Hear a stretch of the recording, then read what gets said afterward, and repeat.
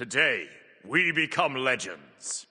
Conquest is getting some pretty major changes for the new season of Celebration, so here's your quick rundown of all the new mechanics and changes. So first up, the map has of course had a huge visual overhaul, with more autumnal themes and a brighter design than in the Season of Souls. There's also some general geometry changes like moving where jungle walls are, changing the size of them, and of course the Fire Giant pit has been completely redesigned to be more open and has this tight little corridor behind it now between the pit and Silver Buff, which should make Fire Giant fights a lot more interesting. Titans can now unleash twice as well. 5 minutes after the first time, the beacon will become active again and the cycle of 3 captures begins once more, ending with a second unleashed Titan fight to help in those longer 40+ minute games. We've all been having those recently, and so it should help to end those. Beacon also now provides a 1% power boost per stack instead of movement speed, and can of course stack up 6 times now, which will be 6% power and 24% structure damage if you get all 6 beacons in the match. However, the Shaman Camp is the biggest new addition to Conquest with the new season. This camp replaces the solo side back harpies on the second spawn. So the first spawn is a normal harpy camp, but after that the second one becomes this camp, which comes with 5 different totem effects randomly, but it will always be symmetrical for both teams. After killing the Shaman camp, all your buffs get the respective totem in their camp area, which you can basic attack to select that additional totem effect on your buff. This will repeat 4 more times to unlock the 5 total totems, which you can select from at any time as you see fit depending on your role and point in the game. After 5 spawns, the camp returns to just being a normal harpy camp for the rest of the game. The totem buff effects provided are as follows. Green totem is 10% increased max health and mana, red totem is 10% increased lifesteal, purple totem is 10% increased attack speed, blue totem is 10% cooldown reduction, and gold totem is 5% penetration. This system seems really cool as it allows for a lot of player agency in terms of what effects you want to grab depending on your role and situation. Mages might want CDR in mid, while solo laners might want green for maximum health, ADCs might want to go purple for attack speed, but they might also want gold for the 5% pen, especially in the late game. Hell, even in solo lane, 5% pen could go a long way against someone stacking double defense on you. There's a lot to think about and maximize with this system, and it will shake up the game quite a bit, especially since the first totem each game is random, so one role might be a bit stronger for a while. For example, if purple is the first totem, then ADCs are going to use that attack speed much better than every other role, and maybe the jungler wants to focus a bit more on that lane. But hell, maybe the solo matchup is Bellona versus Arthur, and so the Bellona will have a big advantage in that lane for a bit until maybe the CDR or max health totems get unlocked and the Arthur can come back into it. It's a really cool system in my opinion, and I'm very excited to try it out once the update drops. But that's all for the Conquest changes you need to know about for the Season of Celebration. I'll have more videos dropping on the new items and changes once the patch notes come out, but they're having issues with the website at the moment, so I can't view the notes as of recording this video, but I should have those out for you pretty soon. Catch you guys in another one later on. Have a great day,